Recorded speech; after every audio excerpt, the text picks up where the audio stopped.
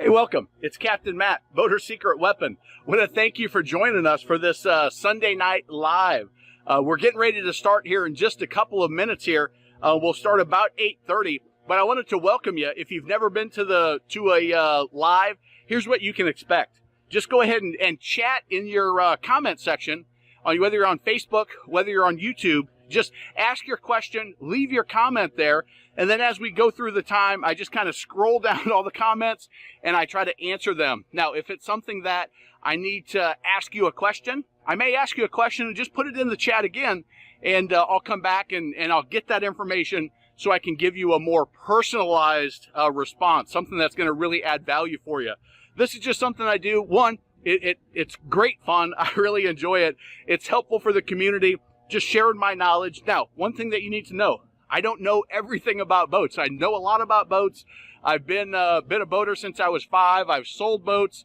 It's something that is a big part of my life. With that said, I don't know everything. Matter of fact, sailboats, have zero experience with sailboats. Bass boats, very little experience there. Bow riders, deck boats, center consoles, jet boats, twin engines, stern drives, outboards, inboards, all of that I have experience with. And if I have an answer, I'll give you my best answer. If I don't have an answer, I'll try to give you a resource that will be valuable for you. If I have an opinion, I'll try to give you that opinion, but let you know this is what I think, not what I absolutely know. So I look forward to it. Here's a little video intro that a subscriber made for me. Thanks, Bo. And we'll see you on the live when it kicks off here in just a moment.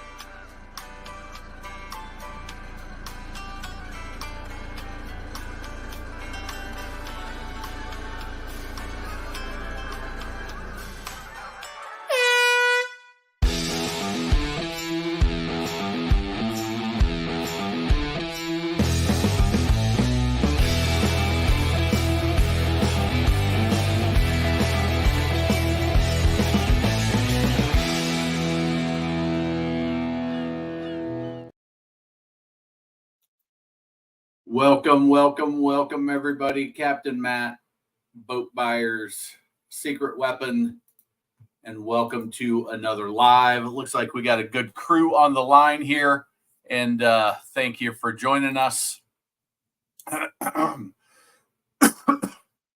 Let me know that you can hear me, that I've got my tech all straight this time. Got Ray, Kings in the City, Mike, good to have you. Rob, welcome. Dustin, Dustin's becoming a regular now. Good to have you.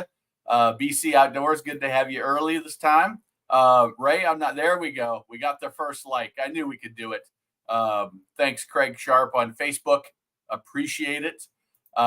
Jerry, welcome. Yes, boating season is in sight. I was where was I? I was on the lake today, and there were a handful of boats out. It was mid 60s, so it wasn't hot by any means, but it was sunny and it was nice enough. Got some filming done and had a good time. The wife and daughters went and they were doing some dress shopping, so I got some work done. Got some time at the lake, and it was good. Let me know. Has anybody been out on the water yet? What's everybody got going on? Thank you, loud and clear. Good. Jason, good to see you. Kings of the City got it. MG, welcome. That's a new one. Welcome, John O'Brien. Welcome back. Been a subscriber. So a couple of things that I'm curious about. I would love to get some feedback from you guys, or more market intelligence. So I'm putting together my market update, and I've gotten 2 updates from subscribers and people in my network that one, I received a note in my Mike, I'm sorry about that. Snowing currently. That is not good. That is not good on St. Patrick's Day. Oh, by the way, happy St. Patrick's Day, everybody. Forgot about that too. my youngest decided that she needed to pinch me when I came down this morning because I was ready to go film, and she was ready to look for green and gave me a big old pinch. Just got off the lake at Harris Lake, second time out in the new Stingray. That's awesome. Congratulations, Jonathan. Welcome to the channel. That's a name I don't recognize, but it is getting started now. There's a lot of people still thinking, all right, we're going to wait. And it's nice to be able to get those first couple runs in. You got the water to yourself, can really figure out your boat, which is awesome. But so here's the favor that I would ask of you guys. So I got 2 notices about dealers going out of business. So I was told, now this is not confirmed, this is nothing, and it didn't come from, as far as I know, an industry person. It came from a subscriber, and it came through Facebook. So it was just a Facebook message that he was we had been chatting a little bit, and he said, I heard that one of the largest, or no, he said, it's about ready to get real in the industry. I heard the largest Malibu dealer was going bankrupt. So that is I've not heard it from my industry contacts, and I know quite a few Malibu dealers. I know quite a few Cobalt dealers, and they're kind of intertwined now that Malibu owns Cobalt. And I haven't heard it specifically. I tried to pull up who the largest Malibu dealers were to go look at their inventory, like who is heavily stacked with Malibu boats, and I didn't. Nobody jumped out that I'm like, there's problems there. So that happened earlier in the week, like maybe Wednesday of last week. And then I got from a guy that I know in the Charlotte area, a dealer that I know pretty well in the Charlotte area. He said, hey, I wouldn't use this dealer because I've heard that they're going out of business. Matter of fact, they closed their doors on Friday. Now, I don't know that that's true, but this is a guy that I respect. I know him well enough that I can't see that he would just make something up. And he has there's somewhat of it's a small industry, but there's a crossover and connection where he would have that type of information. So I thought that was interesting. But if you guys see anything out in the marketplace, obviously, we got people all over the world that are subscribers and watch this stuff. But if you guys hear of anything, I would love it if you would shoot me an email and just let me know, hey, I heard this or I've seen this as it relates to, the health of the industry, we'll call it. And dealers going out of business is something that I predicted a while ago, like 3-4 years ago. I said, when the downturn comes, there's going to be some dealers that didn't manage their money well or didn't manage their inventory levels well. And the dealer locally that I heard that was going out of business, I felt that they were carrying way too much inventory even a year and a half ago. Matter of fact, they're the ones, I drove by their dealership, and they're the ones that prompted me to make a video about the level of inventory that the dealers carried or were carrying at that time. So with that said, if you could help me with any local updates that I might not have access to, just as a data point, I'm not doing it to call out dealers. Listen, I've had a business fail. I have lost everything. Went from fairly good net worth at 30 years old in my early 30s to having a negative net worth and after a business failure. So I don't wish it upon anybody. It happens, and I feel personally, I feel bad, but I would like to have that information from a data standpoint as to what is going on in the industry and what is happening. And I think it's something to consider if you are buying a new boat. So there's a domino effect that happens here. One is their part of their close down process is those boats have to be dealt with. Sometimes they can be sold through the dealer network to other dealers that need or want inventory, oftentimes at a discount. And another thing that happens is the general public can buy boats at a discount, and they're more aggressive selling out of their area. So if you aren't worried about your dealer manufacturer relationship being renewed that following year, all you care about is getting as much of those boats off your books and cash in, so that when you do close down shop, that it is a less painful transition, right? So any of those updates would be greatly appreciated. Just email me, captain@boatersecretweapon.com, and I will tell you, if you're a consumer, it's a great opportunity to get a big discount on a boat, to get a even better deal, right? On the flip side, you know how I feel about the importance of a good dealer relationship. So it's something that at a certain point, if the discount's big enough and I can get the motor serviced from another dealer, and I am handy enough that I can fix most of the things, because there's going to be things to fix on a new boat, especially a dealer that's going out of business. They probably haven't got those boats perfect and ready for the end consumer. And because they're selling at a discount, because they're in financial distress, they're just sending those boats out. And there's probably going to be more issues with them than if the dealer was still going to be there next year. Okay. But if the deal's good enough and you're mechanically inclined enough to fix those little ticky-tacky things, adjusting this hinge, adjusting that seat, dealing with the manufacturer and saying, listen, my upholstery is discoloring, I need you to send me a new seat. It's going to be challenging. Just figure that into the equation and make sure that all right, Beth, this is the third week in a row that you've asked this exact same question. So I'm not really sure if you're not sticking around, but I'm going to skip that one this week. Because if you're with HydroGuard,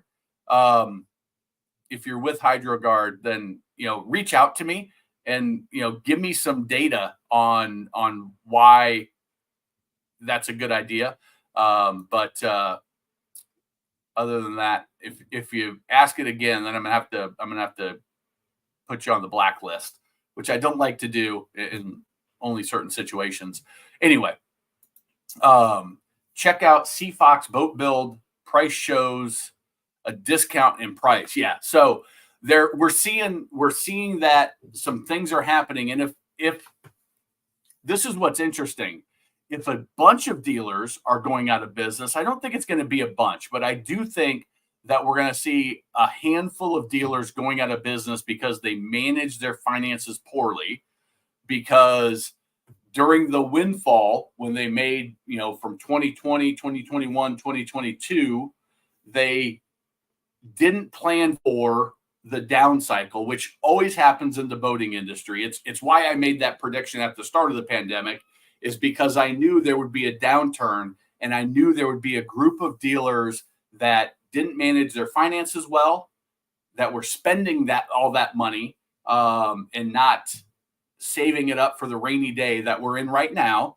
And two, that believe that, well, we're just that good. Like, we just are that good of dealers. That's why our sales are going up, and not realizing that it was an economic environment. It was an industry-wide trend up, and not because they were doing such a bang-up job. But if a bunch of them go out of business, I don't even know what a bunch means. But what happens is then that inventory gets flooded in the market in those segments. And that could drive prices down more significantly than what I predicted. I don't think that's going to happen, but there's always that chance. There's always that chance that money was financed or money was managed poorly. Businesses were managed poorly, and they didn't plan for the rainy day. So it'll be interesting to keep an eye on that. And if you would give me a boots on the ground perspective, it would be much appreciated. Yeah, OGs is right.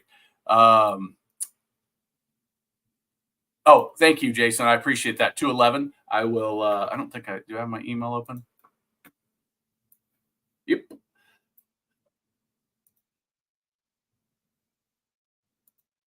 There we go. Email. Well, my email is doing something weird. I don't know what's happening here. Home. Email. All right. So we'll check that out. If I can get my email up, it will. I will share whatever Jason had if it's appropriate. Jason, only if it's appropriate. So let's see here. We got Brock. Welcome. Love seeing the high number of folks. Yeah. It's once the Super Bowl happens, I expect a little tick up in live views. I think last week we were pretty riding about 40 for most of the live, which was cool. So all right, so that was one thing I wanted to talk about.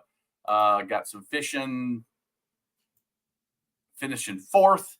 So for those of you who don't know, Brock is a highly successful tournament fisherman in his club and in his local tournaments that he fishes, and he also fishes all around.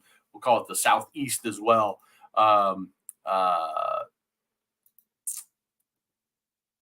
Do I see interest rates coming down soon? Well, because the Fed said, hey, it's the last Fed meeting. I think it was the last one. I don't think there's been one since, but the Fed said, hey, we're planning on bringing the Fed fund rate down in the future. And I think the way the language was, it's likely that we'll this isn't the language they use, the summary of layman's term language of what they said. But in the year, by the 2024, we anticipate dropping the Fed fund rate maybe twice. Not guaranteeing it, not saying how much, not saying when. Most people predicted it would be towards the third, fourth quarter is when they would do it. And most consensus was that they would drop it 25 basis points each time, so 0.25%, and that's sort of assuming everything else stayed, because they felt inflation was leveled out enough. Now we still had that big ramp up. I got a comment on a question the other day that said, hey, the cost of this particular boat went up 30%. And I was like, yeah. The cost of everything went up by 20-30% over the last 3 years. And I saw, I don't know if you guys know who Luke McFadden is, but he's got a YouTube channel up in Maryland. He's a commercial fisherman, but a young kid. Just, I've never met him, but from what I've watched of him, other people that I know that have interacted with him, a really great guy. But I just watched one of his videos, and he said that a barrel of resin was, I think he said like $500, and it has gone up to $1,700 a barrel. So if you're looking at a fiberglass boat from, in that 3 years, it's tripled, more than tripled in price. That's why fiberglass boats went up so much. The same thing happened on pontoons, but for, aluminum hit a similar trend, although it has ticked back down. So I'll get to answering your question here, Patrick. I get distracted in my mind. But so, yes, I do see interest rates coming down slightly. Now, boat interest rates aren't tied to the Fed fund rate. The Fed fund rate is the rate that banks borrow from the government overnight, right? So when they lend up too much money, their deposits don't cover the asset requirement. They borrow from the Fed fund overnight so they meet the liquidity requirements in cash in case they have a run, and then they pay that interest rate to the government, and they, it's just a constant transfer of money back and forth. But that relates to the lower the Fed fund rate, the easier it is for banks to lend, the cheaper it is for banks to lend, the more likely they are to lend. And because they pay less for that overnight rate, they are able to lend at a lower rate. And so there's a connection, but it's not a direct correlation. Okay. So with that happening, you'll see boat loan rates go down slightly.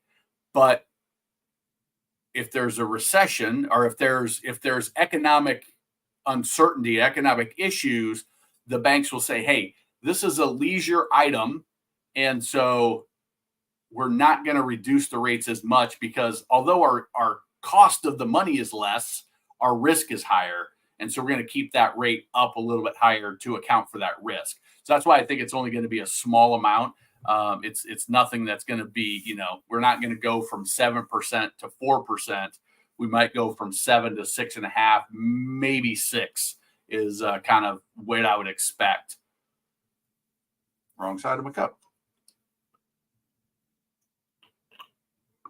So that's kind of what I anticipate. And I know, like, I owned like I said, I had a business that failed. I had a mortgage company that went under after the mortgage meltdown, partly because of the mortgage meltdown, partly because of poor cash management and poor business practices on my side. So again, that's why I can relate to these dealers, because I made the mistakes. I've been in a situation where economy had some issues. I certainly made some mistakes. I made a ton of mistakes being young and a little bit overconfident in what I knew. But hey, that's how you learn, right? It was an expensive education, but so I understand where the interest rates, and I think that's a pretty good prediction of where things will go. Any advice about purchasing a used Harbor Cat craft jet boat? What to look for in the engine and the pump? I am not familiar with that brand. Harbor Craft jet boat. Sean, welcome to the channel. First of all, I do not know that boat. Looks like it could be.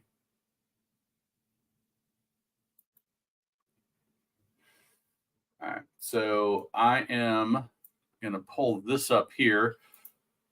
This is the one I could find. All right, so if it's like this and it just has a jet lower, then you're really going to look for structural damage in the boat, because of the environment that these types of boats are run. If this is the type of setup, since this is, let me see if I can find something else about them. Boat Trader. Craft.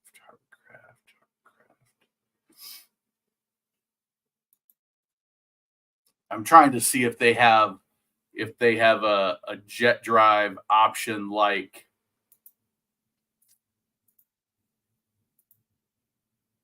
the Yamaha boats, if they've got okay. Yeah. So I don't know anything about this jet type setup. Sean, I don't have any experience with that. But what I would look for is, because these type of boats are generally run in shallower, rockier, tougher environments, I would really want to check the structural integrity of the boat. I don't know when these guys stopped building boats, but my gut tells me that 2012. Yeah, so they stopped building in 2012. So this boat's 10 at best, 10 years old, but likely older. Jets and outboards. So check the structural integrity because of the environment that they're run in. When you're checking, this is going to be a generality. I say the same thing for fiberglass jet boats like Yamaha Scarabs, is the people that buy these types of boats tend to buy them because they're quick and they're fun and they accelerate fast. And especially in this, like, You don't get this if you're if you're just a laid back kind of, I'm going for a Sunday cruise type buyer. You get it because you want to get out there in some more challenging conditions. You want to put that throttle down and you want to really, really get after it. So you need to make sure that are there a bunch of rivets missing? I don't know if they're riveted or welded. You want to make sure that transom's solid. You want to make sure that there's been no apparent strikes, hard strikes that are going to cause some structural issues. When it comes to the motor, you definitely want to check compression. You definitely want to check the the oil and all that. As far as the pump portion of it, I get my gut tells me that that's probably a metal, maybe an aluminum jet nozzle. And so there, I'm just looking for cracks. I'm looking for damage. Internally, I don't know what I'm looking for. Now, let's see. So one thing there is that you would have to pull it to tell is jet drive, jet impeller. So there is something like this in that intake. So it intakes 2/3 of the way back of the boat. There's an intake grate, brings that water up. It's running it through this impeller, which is usually metal. You want to make sure that that's not damaged. If that's damaged, you'll likely find it on the demo. But if you can get a bore scope or something, you want to look for that. I don't know how difficult it is to get to it, to pull it, but that would be something that I would definitely on a pump that I'm concerned about is, hey, is there any damage in that impeller?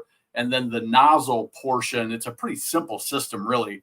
Sucks it in through the grate, runs it through that impeller, which gives it the force. And then the nozzle is just directional. So that I'm really looking for. Did it hit a rock? Did it hit a stump? Is there a crack in there somewhere? Is really what I would be looking for there. But the question is, I assume this boat's been run hard. How well has it been maintained? Has it had anything really, really bad happen to it? So hopefully that's helpful for you, Sean. Even though I'm not familiar with the boat, those are some things just looking at that would be worth checking out. All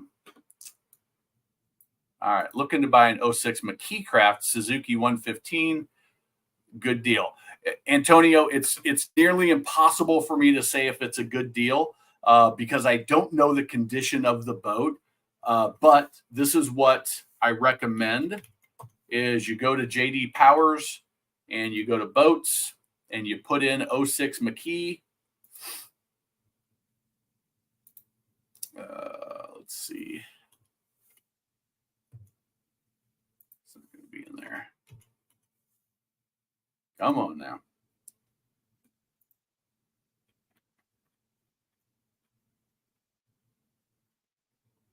'06 McKeecraft.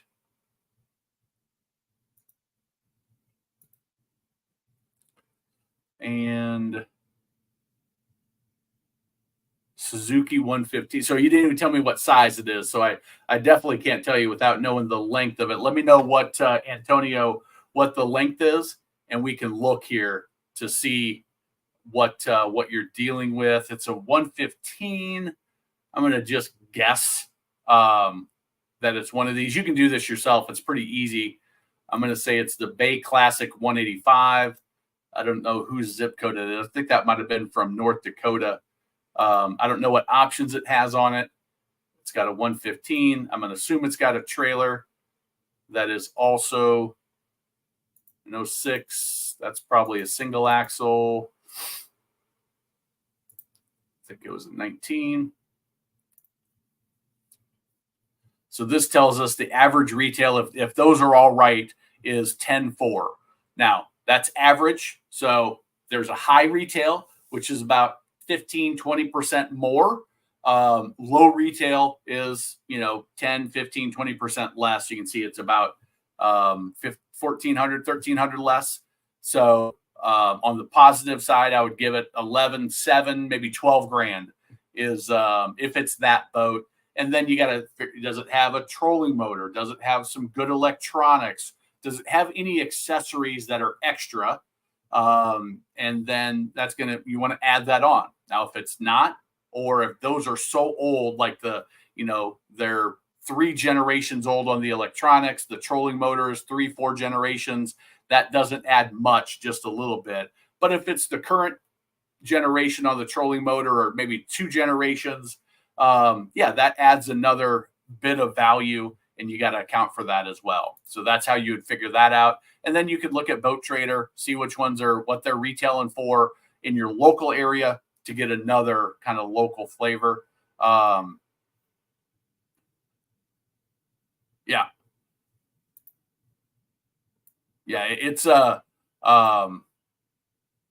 It is about managing, managing the economy to keep it going, but not too white hot, but not dropping off, but it's not, they're not going to adjust dramatically. I think that's something that everybody can agree on. It's going to delay their previous predictions of rate coming down this year, at least as aggressively as they were saying. Yeah, I don't remember when was the last Fed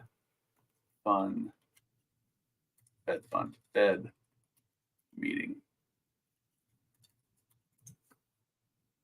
January 30th. So that's the one that where I'm getting my information. The next, when is the next Fed fund meeting? So March.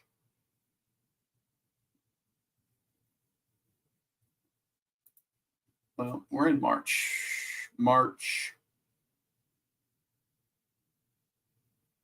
22nd.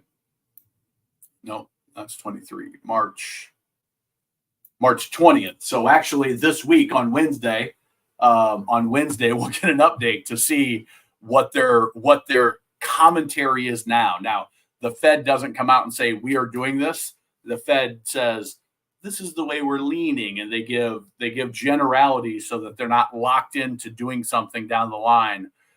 So it'll be interesting to see what they say there. That's a good.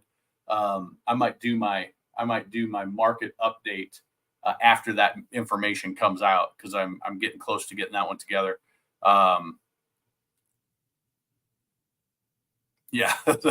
That's investing in the market. Has been, that's one of the things I do in my market update is show. I just use the S&P 500 as sort of a gauge, and the market has performed pretty well. Herb, first full day boating Saturday was great. First full fuel at 440 a gallon for the 87 Valtech. Isn't too bad.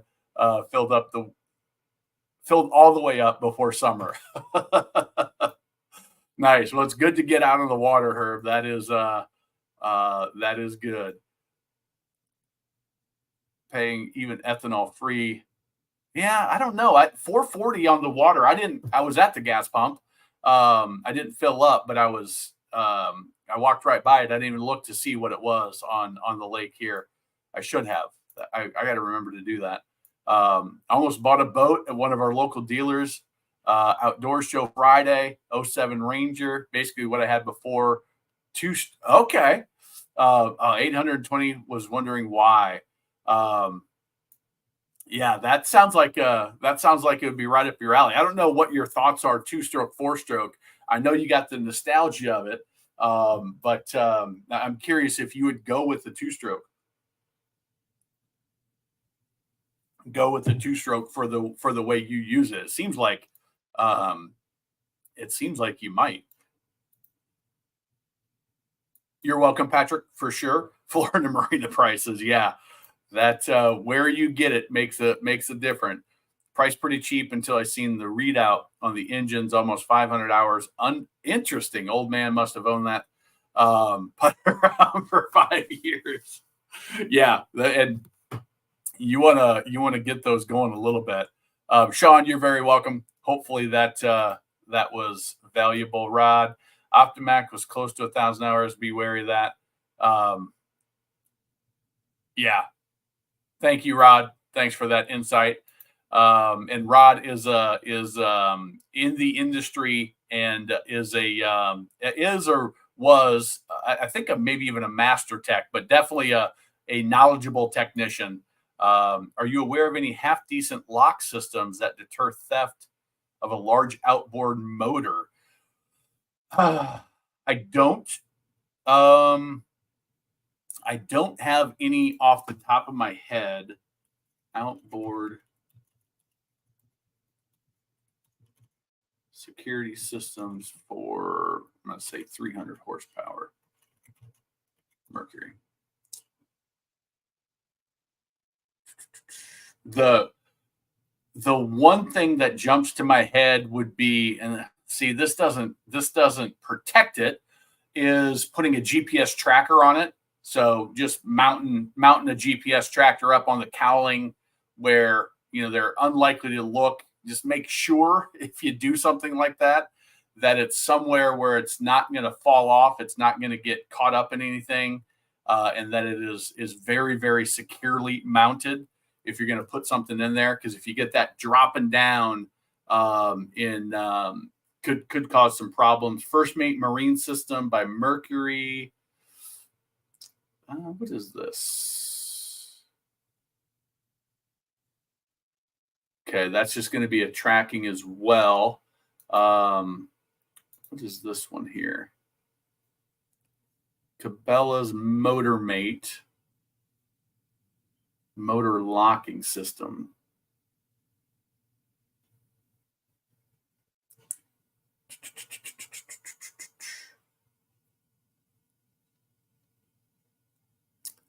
Well, that's up to a 250, 300. Well, I don't know. To the point, I can't tell you anything about this at all. This is the first I've seen it. It's really the first I've even looked into motor locks. But that might be, I can't even figure out how it works. But if anybody else has something that would be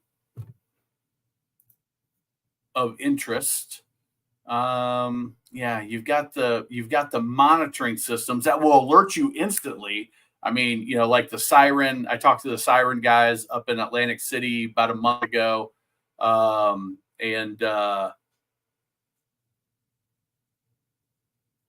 this Siren Pro, but that's going to be a monitoring system that's going to, if anything's disconnected, it's going to give you an alert. But as far as a lock, I don't know of anything other than this MotorMate thing that we just found. Yeah, those two strokes want to be run. You're welcome, Sean. The wear rings on the jet are easily replaced. Okay. Thank you for that, Mike. Yeah, I don't. When it gets to wrenching and to actually doing stuff, I know enough to say, look at this, but I don't know enough of the details to say, oh, and this little thing is easy and this thing is hard.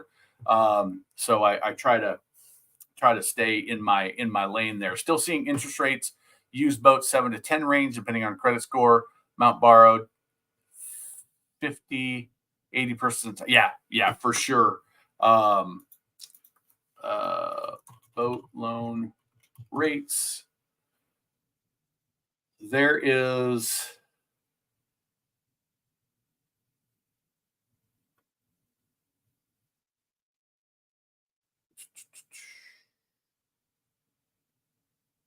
now.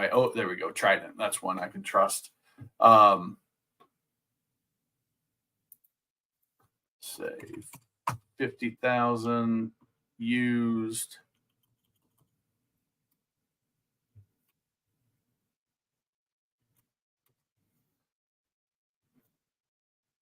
$7.99 is what it's saying. So 8% on a used. Let's see if we go up to Let's go up to a 2021. That's still going to be new. 2023.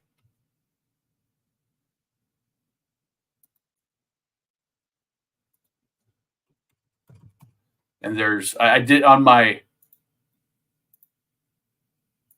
7.74 on a new.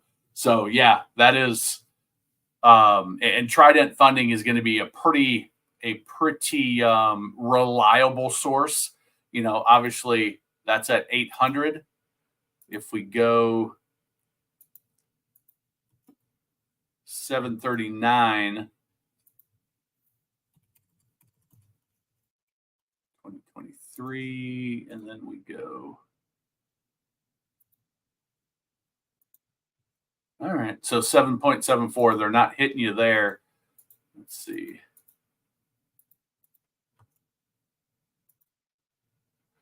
This calculator doesn't want to.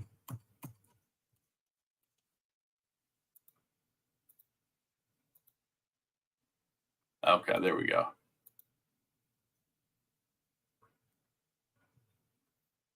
Interesting. I was trying to see if I could get a second tier rate as well, but it is not. I'm seeing 7 to 8 new. So my dealer's telling me, yeah, that sounds about right. And yeah, Jerry, you're right. Back in 2021, that rate would have been 4.5, maybe 5%, depending on when exactly. Very clean for the picture, service annually. Yep, that's good. Dan Allo, welcome to the point. Don't leave anything value on your boat. You can set up a wireless camera, night vision that will alert your cell phone real time. Someone walks. Yeah, unfortunately, it's something that depending on where you keep your boat is something that has become and is becoming more and more of an issue. So there's a couple of options. If you keep your boat in the water, there is there's an alarm that you can get that will sense if somebody steps on your boat. So you set this pad on the transom where they would need to step, and then that pressure is going to set an alarm. So that's one way you could do it if it's in your boat and it's on the water. The night vision and just straight up monitoring is another way that you can go that gives you an alert. Now, depending on where the boat is and where you are, that may or may not be valuable to stop it, but can certainly give it to the authorities and more likely to catch them. But as far as an alarm goes, I'm trying to think what other creative options there would be.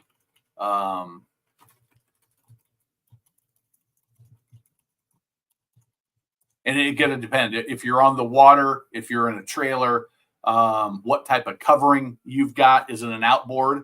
Do you need to protect the outboard? Or are you just protecting your fishing gear and your electronics, your stereo? What is it that you're protecting? And yeah, I think pulling some of the valuable stuff we had when I was in college, my freshman summer of college, I worked at a marina, and my parents let me and my older brother keep our boat at our apartment complex. And then when I got the job at the marina, I actually kept it at the marina, but we put it in the parking lot of the apartment complex. Somebody broke into it, stole the stereo, and we didn't have a whole lot of stuff in it, but took that. It is a frustrating thing. Boat security software. Sonar data continuously collected alerts you immediately when your boat needs attention. Protect your boat. Remote wireless boat monitoring. That's that siren system. Marine security system. Two-way boat alarm. Shock sensor. This is the one I was talking about, I think. See,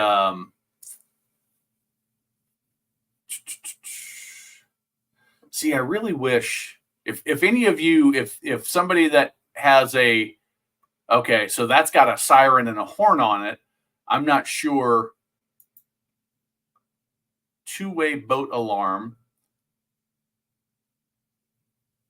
Shock sensor detects intruders. Alerts you up to 3,000 yards when activated. Two-way remote alarm. Shock sensor with sensitivity adjustment. So I'm not sure.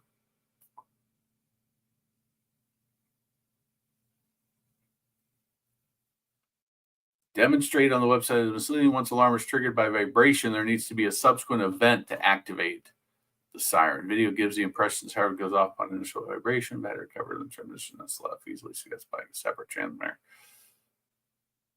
Yeah, so it's a difficult environment to secure things because there you don't necessarily have to break glass. You can't necessarily have motion because if you're on the water, there's always going to be motion. There's a lot of different challenges. So I'll do a little bit of research, and if anybody has one, there we go. Brock Mick Guard makes lock nuts for bolts that hold the outboard to the jack plate transom. They are key design, the spline key. Okay, so that's one option. At least make it. The idea is make it as hard as you can, so they presumably go on to the next boat and skip yours. I'm looking for a used Cobalt big blocks. Your thoughts on 600 hours? It kind of depends on the age of the boat. I had MG. I got an email from a guy that I don't think it's you, but he had found a 1989 Cobalt that was in his price range, and he was excited about because he wants a Cobalt, that premium level brand. And so if it's 600 hours and the boat's 5, 6, 7 years old and it's fresh water, I'm good. But assuming it's been well taken care of, compression's there, everything else checks out, right?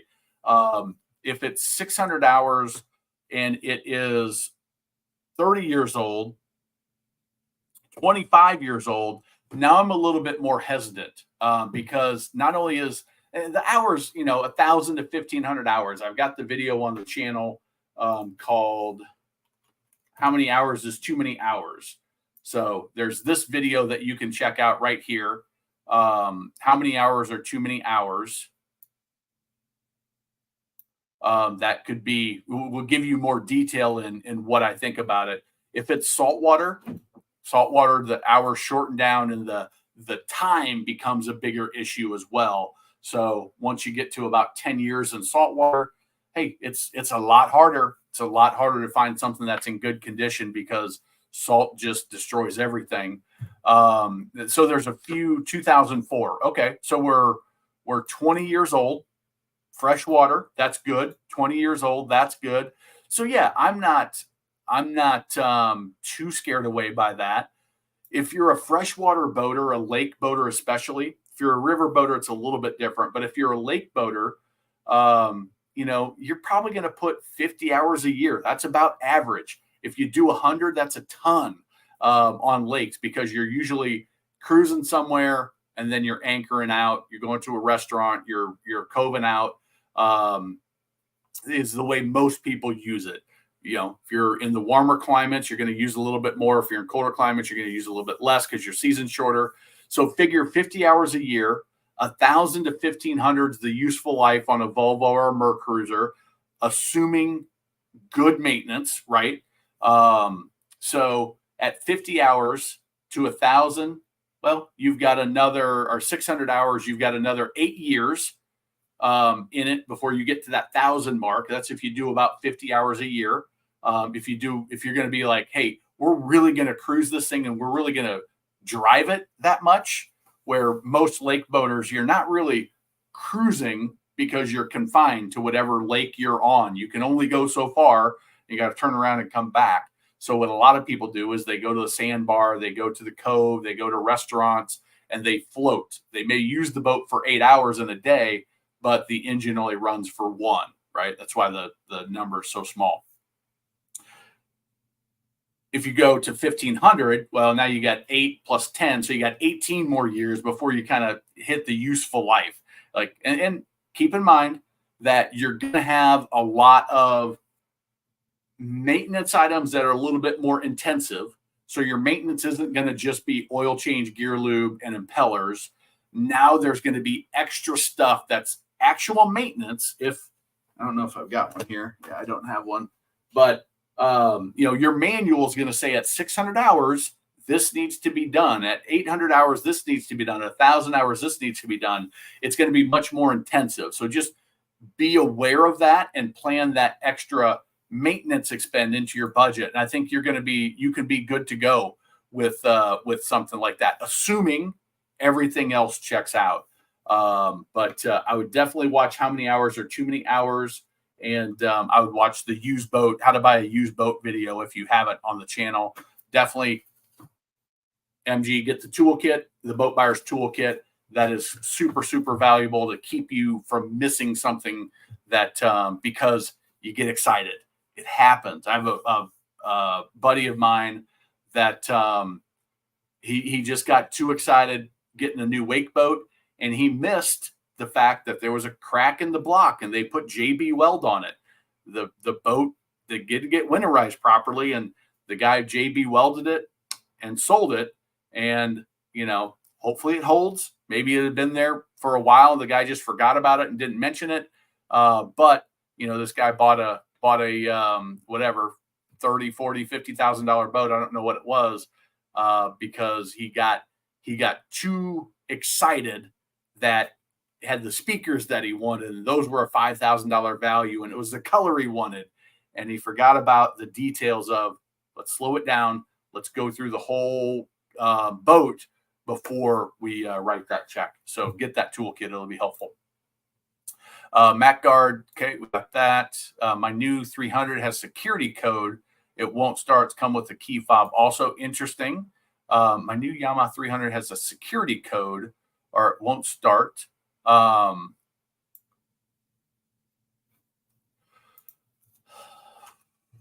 Yamaha 300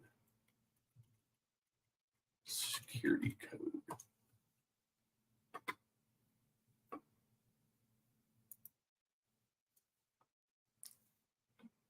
Error code list, error code list, error code.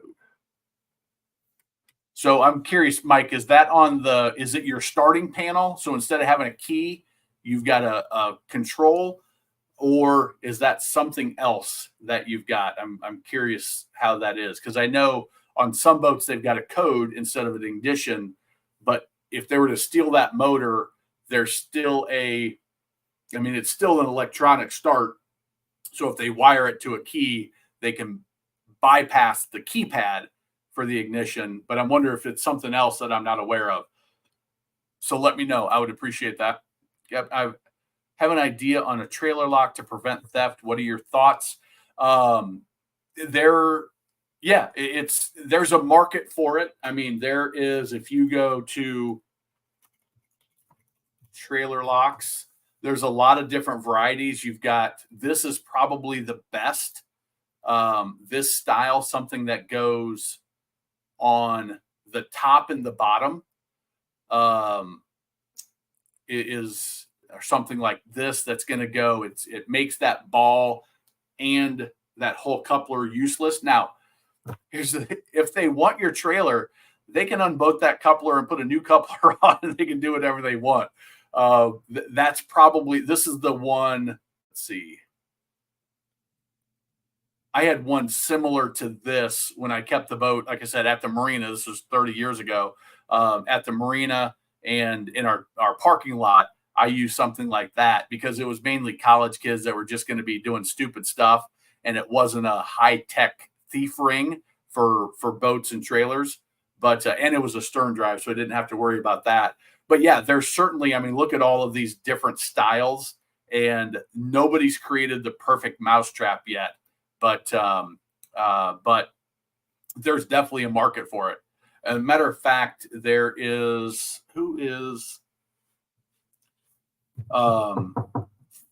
Jason, shoot me an email. There's a company I talked to that does stuff like that.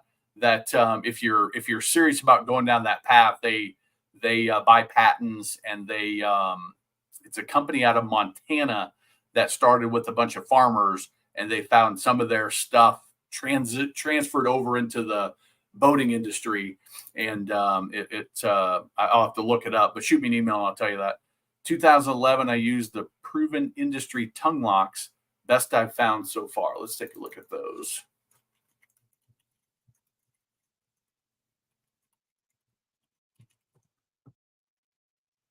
Proven Industry.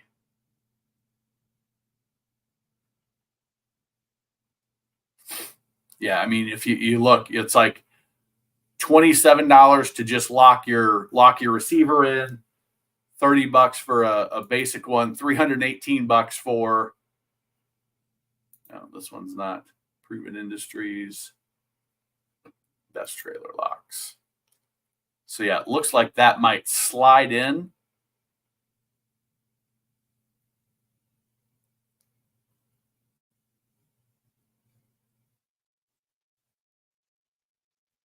Yeah, that's gonna somehow, I can't really see from the picture, but that's gonna slide in, and it's gonna keep that coupler from getting used. That's interesting. I can't really figure out how it's doing it. But yeah, the idea is if they want it, they're going to get it, but make it as difficult as possible for them to do it. Store my boat in my yard with the camera pointed at it. Yep. Yeah, and your application matters too, for sure. LoJack manufactures a tracking device for equipment, can be installed on an outboard, GPS location, locking nuts too. Yeah. And for an outboard, especially, that tracking, some sort of a tracking device is, I think, could be a good way to go. Now, if it's a sophisticated ring, hey, they probably know to look for those things. I don't know how noticeable they are, but hey, if you get notified as soon as that thing moves outside of its perimeter that it should be, that's going to give you, hey, call the police immediately. So LoJack may even notify the police. I don't know how Siren, I know, can do that. And then 2, track it to where it goes and potentially get it back. So that's good. I have a trailer with the swingway tongue. Just pull one boat, remove the entire tongue. There you go. That is an option for sure. Okay, 2004. We got MG, I think. Let's see where we're at. We're about an hour. Brox and Principal thought a different design. On to my next idea.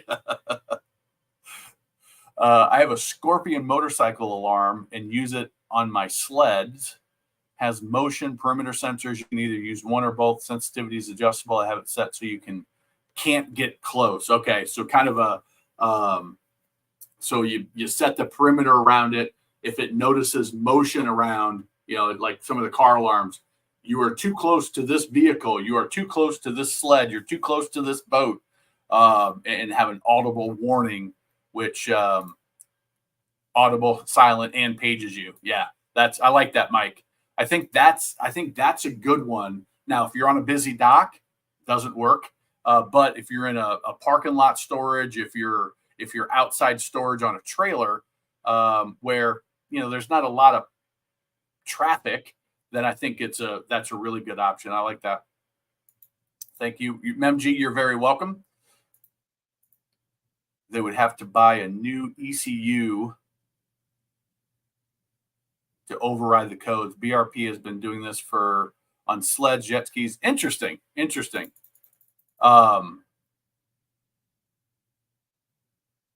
Yeah, that is, it doesn't keep them from stealing it, but it really pisses them off if they do, and they've got to deal with that, which I'm all for. Hey, Captain Matt, looking at a 33 Regal 06 survey done, transom red in the 400s, 72 hours later, said it was dry. Any advice? They also did a deconstruction test, said it was dry, made of Coosa board. I'm a little nervous. Well, not knowing, I don't know what 400s for moisture means. Like, I'm not that level of surveyor. Could have been that it was really humid outside. I know this happens. What is 400 on? moisture meter. So this can happen if it's rainy, if it's really humid, the moisture meters can pick that up. A little condensation or something, it can pick that up. Another thing that could happen is the boat got wet, and wherever that moisture was coming in it's able to dry enough. That's unlikely though, because hey, once it gets in, if it's in that lamination, it's going to be difficult to get it to totally dry to read 0. Let's see if I can. No, that's not telling me. What is 400 reading on a moisture meter? What do these moisture meters read? That's what we want to know. So relative humidity, temperature, equilibrium moisture. So 400.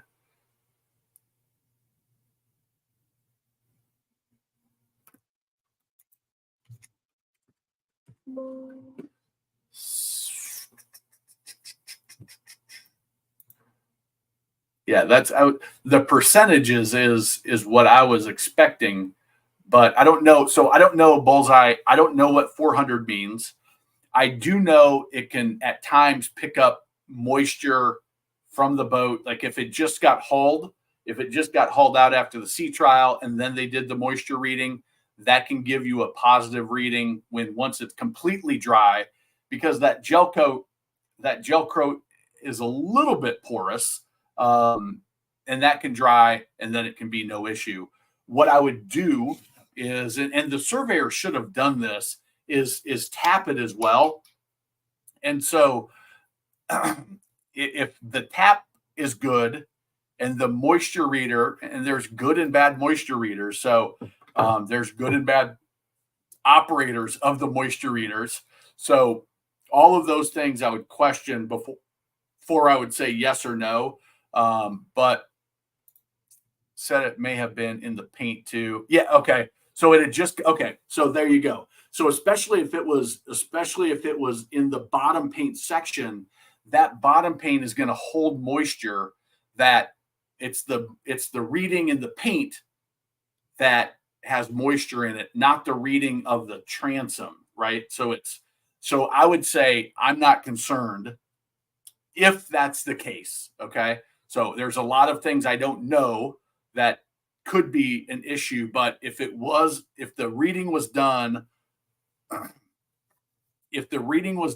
the transom below the paint line on that paint, yeah, that paint's going to give a moisture reading, because that paint's not solid enough to keep water out. Water's going to get in everywhere. And that paint is ablative, which means that it's designed to peel off in layers. So that water could easily get kind of in between those layers and kind of seeping in different places. It sits on the hard for 48 hours and it dries. The same thing can happen. The same thing does happen on gel coats. Is it can get in there enough to show up on a really, really sensitive moisture reader. But then it dries and you're good to go. So my gut tells me that's what's happening. But I would talk to the surveyor, and the surveyor has, as long as he's your surveyor, the surveyor has no reason to lie. And a matter of fact, there's liability if he does. So I would say if the surveyor is saying, hey, this is probably what happened, that makes sense to me. Especially if you say it's on the bottom paint and it just got hauled out. That makes perfect sense to me. So hopefully that's helpful for you. If you lose the fob, you enter the code and keypad on the motor, but not the boat. Just relaying. Okay, interesting. I was not aware of that functionality. And by the way, if you ever see a keypad on a boat, the code's probably 1111, because that's what they set it at the factory on most of them. I think the stat that I heard was like 90% of people don't change their code So that's why they started going away from those numbered keypads on boats, is because nobody was changing them, and insurance companies are like, not happening. So with Bro, you can't buy an ECU or have one program without showing ownership. It basically makes the vehicle useless. Nice. So BRP, I would imagine that seems like a smart technology that seems like a smart technology that others would start incorporating, especially with down in Florida, that the sophisticated rings that are going around stealing high horsepower outboards are a real problem down there, from what I understand. So I wouldn't be shocked to see something like that come in. So they didn't see any blistering. My surveyor for sure. Yeah, then I would that totally makes sense to me, the way I'm understanding. I'm afraid if they do lower it, we'll see hyperinflation. It's that balancing act of, and I understand what they're saying and what they at a basic level are trying to do. Not, we don't want inflation here. We don't want growth flat or negative. We just want a nice steady rise. Like, I get that, but anything over that, start getting over my head. I've got a buddy of mine that's an economist, and I talked to him about this stuff, and I'm like, oh my God, Norm, this is I don't even understand what you're saying. But those guys are way smarter than me. So yeah, that's interesting thought. And sustainability. It's if you steal my boat, make sure we don't find it. Especially right now, at sustainability is getting the itch for something different, something new, something faster, which is totally unnecessary. But the itch is the itch, and you can't help it. So I hope it doesn't happen. But you're right. I've always felt the same thing. It's if it's gonna happen, I don't ever want to see it again. I don't want to have to deal with it. I just want to go new. I wrecked. I had a Tundra, a Toyota Tundra that I wrecked, and it was pretty bad. And I was like, please total it out. Like, I don't want to drive this truck anymore after it was 85% to the totaled value. They ended up not totaling it. I got it fixed, and I sold it like a couple weeks later, traded it on something different. I was like, in my head, they probably did a great job fixing it, but that's all I could see is the damage. So that's what my old Rangers code was. Yeah, I'm telling you, 1111. Heck, your next guess will get you into my phone right now. 1234. That's how security conscious I am. Let's see. Thank you for the feedback. Purchased Boat Buyer's Guide a few years ago. It's been very helpful. Thank you. I appreciate that, Bullseye. Glad it was, for sure. If you steal my boat, no problem with theft. That one advantage of the stern drive is, hey, not nobody. It's unlikely they're going to come and take your lower unit, although it does happen. So it's not totally unheard of, but they're not coming to steal your motor. They might try to steal your drive, but not the motor. What's your opinion on the Doral Boca Grande 36 as a manufacturer? Don't know anything about them, if you could tell by the way I read that. Doral Boca Grande 36. All right, so okay, Doral. All right, Doral. I do know they're not building boats anymore. When did they stop building? 08. I don't know. I don't know anything about. I'm getting tired. We're gonna have to call this a night here shortly. But I don't know anything about the brand. I can't even say I've been on one. I believe I've seen a couple, but unfortunately, I don't know anything about them. But here's what I will say. NADA. Let's just for my own information, I like to check out what year they stopped building.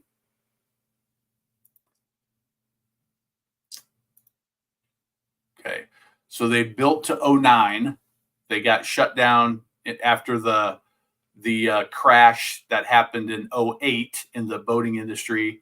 They built again in 2012. That didn't go very good, it seems like. And so I would international. Okay, so they tried to go international with a couple. Interesting. Boca Grande.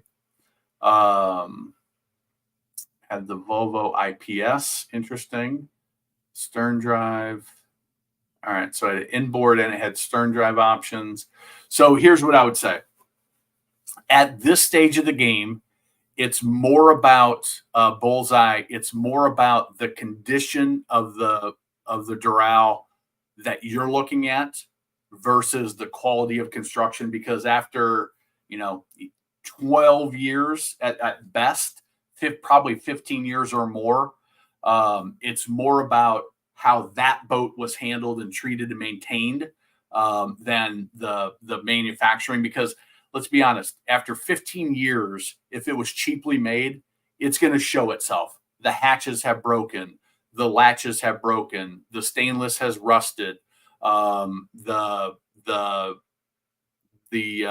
gel coat has faded and just can't come back anymore. All that stuff is going to be easy to spot when you're going through the boat. The Mercruiser or the Volvo is, the same.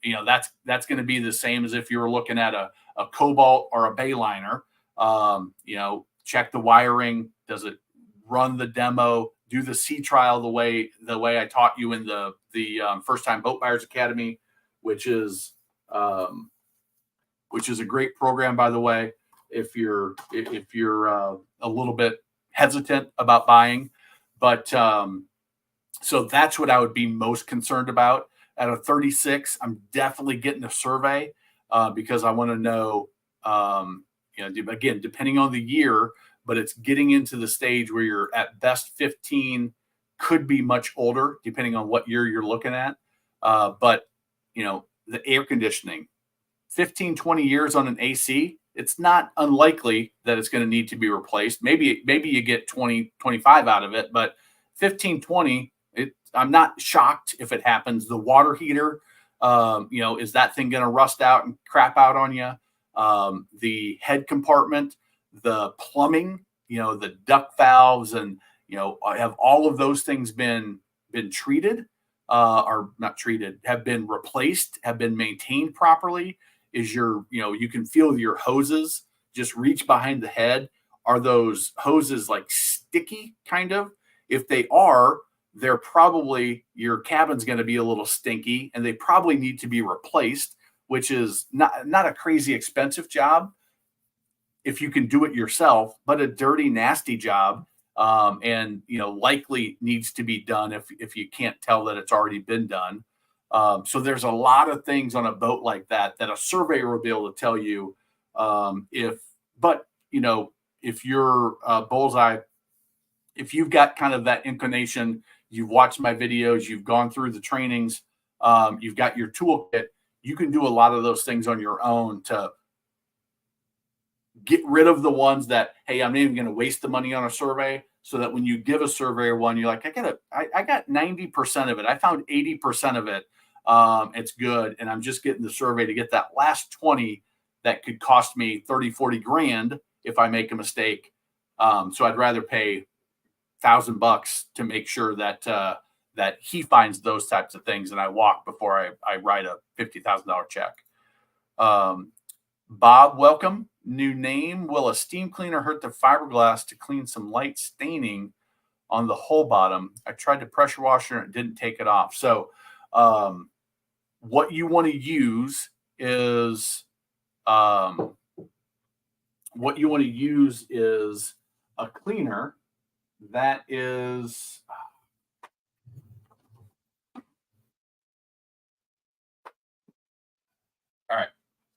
is a cleaner that's going to have some type of muriatic acid in it. You got to be careful with this stuff, because if it's on a trailer, it'll etch the galvanized trailer, and can leave nasty marks that you won't get out. So if you are doing this on a trailer, be very careful. If you're doing it by any metal, be very cautious. But I got this stuff at an event I was at. It's called Grunt. They want me to promote it. I have not tested it yet. So here's what I'll tell you. Bob, is if you shoot me an email and you agree to video it for me, I will send you, they sent me a box of it. I will send you this. And Jerry, I think that we had talked about this for you too, but now that I think about it, is we were talking about a different, we weren't talking about your bottom, because your bottom's painted, I'm guessing. But if this is something that you have interest in, what I was planning on doing, I've got 4 bottles of it, is to send it to subscribers, have them video it before and after, and then send that video to me, and get some real world experience of how does this stuff work. If it does, be glad to promote it. Any products that work, I'm happy to promote. And but if it doesn't, I'm also happy to say stay away from it. And they were good with that agreement, so they sent me this box. So Bob, email me. Anybody else that has that issue, I've only got like 4 or 5 of them, and I need to keep one for myself so I can do it on a boat as well. But email me, and I will send you a little test thing, and you can let me know how it goes. But yeah, you do have to video it, and you have to send it to me. I'm just going to take your word on that part of it. So, all right, here, where are we at? Bob, that was Bob. But as far as a steam cleaner is, no, a steam cleaner is probably not going to hurt, but it's not going to do it. It's something that that you're going to be real hard pressed to get that off with anything other than some sort of an acid. Toilet bowl cleaner has that type of acid in it. If it's just a small spot, just be careful with that stuff, because if it gets in your eyes, it's going to sting. If it gets on your trailer, it's going to leave markings. If it gets on any sort of metal, it's going to turn it ugly. So just be aware of that. Was just looking at them as a go-to if this one falls through, or the Cobalt 360. Nice. Yeah, that's sort of my standard answer on any used boat that's over 5 to 7 years old. Is I'm more concerned about how that boat was treated than the quality of construction, because the quality of construction will almost always show itself if you know what to look for, if you know how to tap the hull, if you know to stick your head down in the ski lockers and the storage lockers and pull all the stuff out of the cabin and look to the air conditioning and exercise all of the pumps and all that, you'll see the things that were done cheaply, because they're going to be that much more noticeable than when it comes brand new off the showroom floor. Are you really getting to know me, Cap? I found out that I can go at 500. Sustainability, yes. I've got your number. With the elliptical tune. Looking forward to that 15-hour mark. That is, as I am, and boaters are easy. Like there's boaters that you just know as soon as my brother, like this is my brother. He bought, I don't even remember what boat it was that he bought. But I talked to him like a week after he had bought it. I'm like, hey, what are you doing? I'm on Boat Trader checking out boats. I'm like, didn't you just buy something? Yeah, but you never know. And just a lot of boaters have that affliction. I'm surprised the manufacturers have an adopted engine immobilizers with smart keys, but make it where you have to show owners. Yeah, that is. It sounds like BRP was doing that. since 2000. Like that technology, if it's been around that long, that's interesting. So, yeah, I agree. I agree. That would make a lot of sense and probably keep our insurance premiums a little bit lower across the board if we can stop some of this theft that is especially in South Florida from what I understand, but I'm sure it happens everywhere. Yes, sir. Yes, sir. You're very welcome. Very, very welcome. All right, guys. It is an hour 20 in. I have been yawning, so I am tired.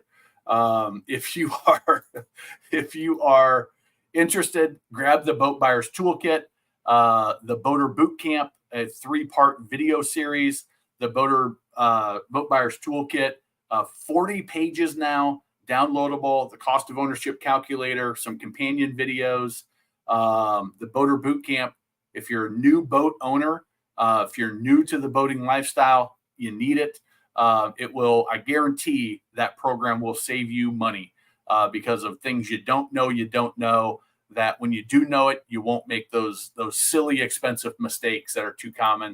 If you struggle operating your boat, get the best boat captain. The docking mastery section is phenomenal. And we've got, I got a bunch more Google reviews that just came in. We're up to 80 some now. I'm trying to get to 100 here before Memorial Day. And just to help people that that need it. We've got Trailer Like a Pro, Confident Coastal Boater, our Tow Water Sports. I don't know when this one's going to happen. My Sydney, that was going to help me with this, she is now graduated college, and it's proving tough to put that one together. The Boat Buyers Academy, like Bullseye Transport had mentioned. And of course, everything comes with the Captain Matt's Happy Boater, 100% money back guarantee. If you ask for a refund, you get it. No questions, no rigmarole, no hassles, none of that. So check those out at boatersecretweapon.com. There we go. All right, guys, it's been another good one. Have a great weekend, everybody. Hopefully the weather keeps staying nice. Whoever who said it was snowing earlier where they are, whoever said it was snowing, I hope that snow is gone when you wake up. Mike, hope that snow is gone when you get to lunch tomorrow. And we'll see you guys all next week. Thanks for joining. Thanks for all the engagement, all the questions, and all the support. Take care, everybody.